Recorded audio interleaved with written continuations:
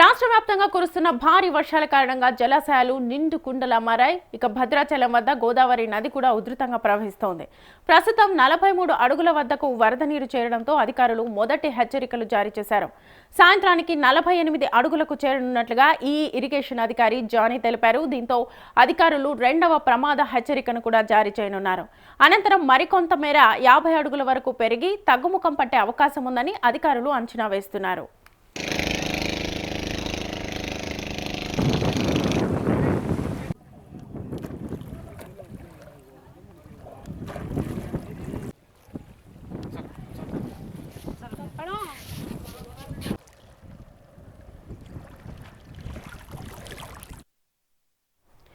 అయితే ఎగువన వర్షపాతం భారీగా నమోదై 53 అడుగులకు చేరితే మూడవ ప్రమాద హెచ్చరిక కూడా జారీ చేసే అవకాశం ఉంది.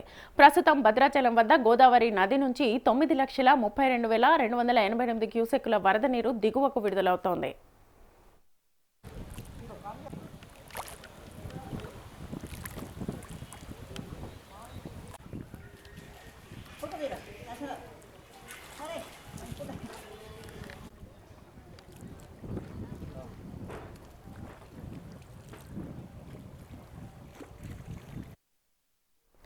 ఎగువ ప్రాంతాల్లో ఉన్న నదులు, ప్రాజెక్టుల నుంచి పెద్ద ఎత్తున వరద నీరు వచ్చి గోదావరిలో చేరుతోందని, దీంతో భద్రాచలం వద్ద నీటి మట్టాలు వేగంగా పెరుగుతున్నాయని అధికారులు చెబుతున్నారు. తదుపరి ఎగువన వర్షపాతం నమోదైతే 53 అడుగులకు చేరితే మూడో ప్రమాద హెచ్చరిక కూడా చేరే అవకాశం కనిపిస్తోంది. గోదావరి పరివాహక లోతట్టు ప్రాంత ప్రజలు అప్రమత్తంగా ఉండాలని ఇప్పటికే జిల్లా కలెక్టర్ ఆదేశాలు జారీ చేయడం జరిగిందని అధికారులు చెబుతున్నారు.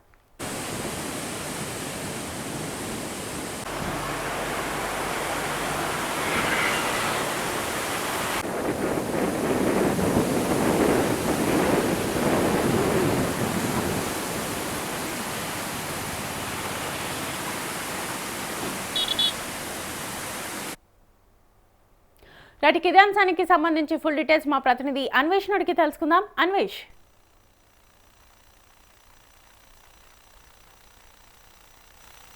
ప్రస్తుత భద్రాద్రి కొత్తగూడెం జిల్లా భద్రాచలం వద్ద గోదావరి ఉధృత కొనసాగుతుందని చెప్పాలి.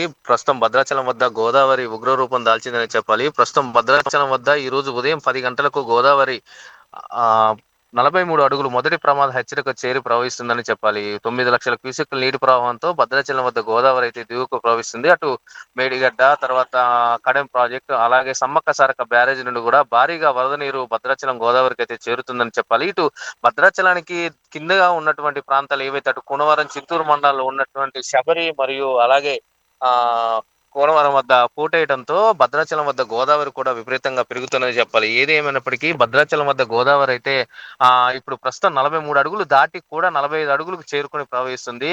అటు తాలిపేరు ప్రాజెక్టు వరద ఉధృతి అయితే ఈ రోజు ఉదయం నుండి తగ్గిందని చెప్పాలి. నిన్న మొన్నటి వరకు కురిసిన ఛత్తీస్గఢ్ రాష్ట్రంలో కురిసిన భారీ వర్షాలకు అటు తాలిపేరు కూడా భారీగా వరద నీరు వచ్చి చేరింది. దీంతో భద్రాచలం వద్ద సుమారు 11 అడుగుల వద్ద ఉన్న గోదావరి ఈ రోజు 45 అడుగుల వద్దకు చేరింది. సుమారు ఆ రాత్రికి రాత్రే భద్రాచలం వద్ద గోదావరి 34 అడుగుల మేర పెరిగి ప్రస్తుతం 45 అడుగుల వద్ద అయితే 9 లక్షల క్యూసెక్కుల నీటి ప్రవాహంతో ప్రవహిస్తుంది. భద్రాచలం వద్ద 43 అడుగులకు చేరితే మొదటి ప్రమాద హెచ్చరిక, 48 అడుగులకు చేరితే రెండవ ప్రమాద హెచ్చరిక, 53 అడుగులకు చేరితే మూడో ప్రమాద హెచ్చరిక అయితే అధికారులు జారీ చేయనున్నారు.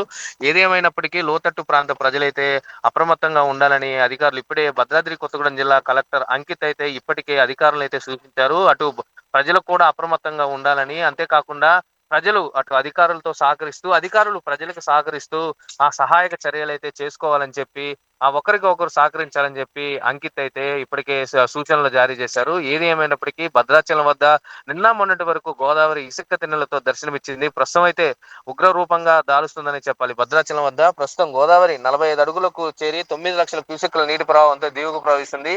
ఈ రోజు ఇరిగేషన్ అధికారులు మనకు తెలిపిన వివరాల ప్రకారం అయితే ఈ రోజు సాయంత్రానికి గోదావరి రెండో ప్రమాద హెచ్చరిక 48 అడుగులకు కూడా చేరుతుందని అయితే తెలిపారు.